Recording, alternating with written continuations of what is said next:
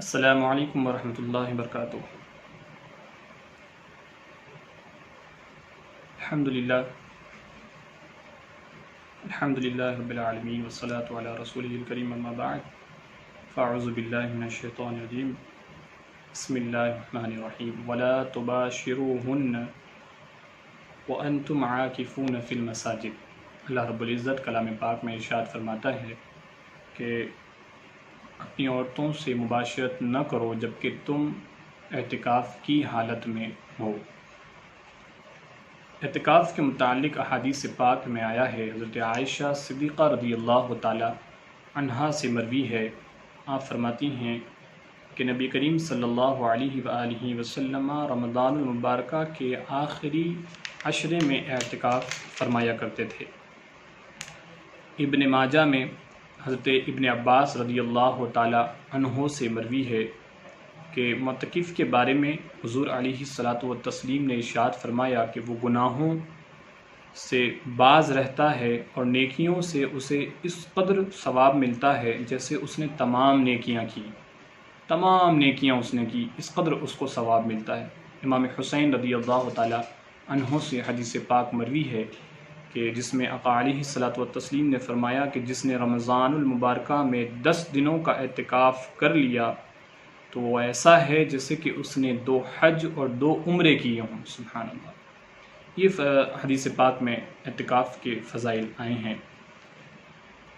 اب اعتکاف کے لیے مسجد جامع ہونا یعنی جامع مسجد کا ہونا یہ شرط نہیں ہے، آپ کسی بھی مسجد میں اعتکاف کی نیت سے بیٹھ سکتے ہیں اور اعتکاف کر سکتے ہیں۔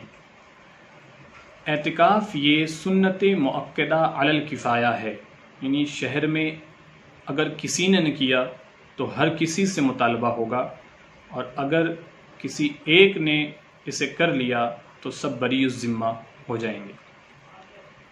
اب اس کا وقت کب سے شروع ہے یہ ہم آپ کو بتائیں کہ 20ویں رمضان کو سورج ڈوبتے وقت بنیت اعتکاف مسجد میں ہونا ضروری ہے۔ 20ویں رمضان کو سورج کے ڈوبنے کے وقت مسجد میں ہونا ضروری ہے، اور 30ویں کے غروب کے بعد یا 29ویں کو چاند نظر آنے کے بعد یہ اعتکاف سے اٹھ سکتا ہے۔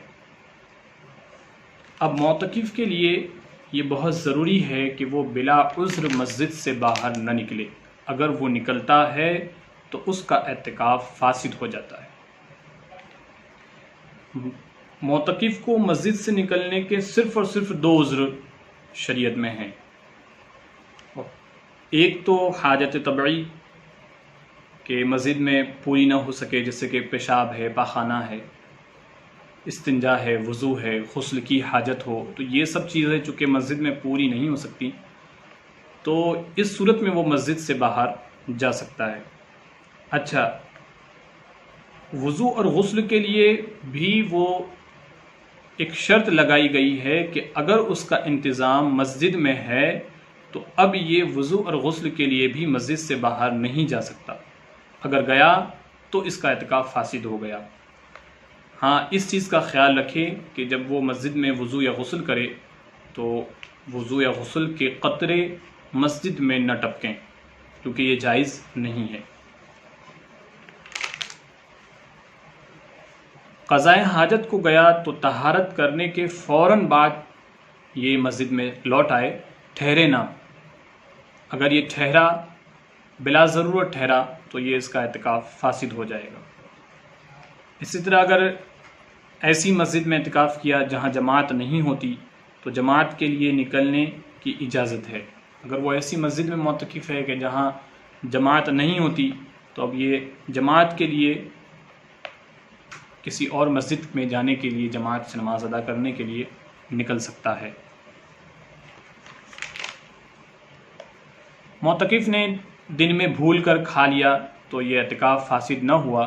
ہاں، گالی گلوچ یا جھگڑا کرنے سے اعتکاف فاسد نہیں ہوتا، مگر بے نور و بے برکت ہو جاتا ہے۔ ایسا نہیں کرنا چاہیے، معتکف کے لیے یہ درست نہیں ہے کہ وہ حالت اعتکاف میں گالی گلوچ کرے، کیونکہ اس سے اعتکاف فاسد تو نہیں ہوتا لیکن بے نور ہو جاتا ہے۔ اب معتکف مسجد ہی میں کھائے پیے سوئے ہر چیز کرے ادب کے ساتھ، کھانے پینے میں بھی اس چیز کا لحاظ رکھے کہ مسجد میں کچرا کوڑا نہ ہونے پائے، مسجد گندگی نہ ہونے پائے، اس کے ساتھ وہ مسجد میں ہی کھائے پیے سوئے۔ کھانے پینے کے لیے اگر وہ باہر گیا تو اس کا اعتکاف فاسد ہو جائے گا۔ تو یہ اعتکاف کے چند ضروری مسائل تھے جس کا ذکر ہم نے آپ کے سامنے کیا۔ اگر اعتکاف کے متعلق کسی بھی مسئلے میں آپ کو کوئی جانکاری چاہیں تو ضرور ہمیں کمنٹ کیجیے گا، انشاءاللہ تعالی ہم ضرور آپ کو اس کا جواب دیں گے۔ السلام علیکم۔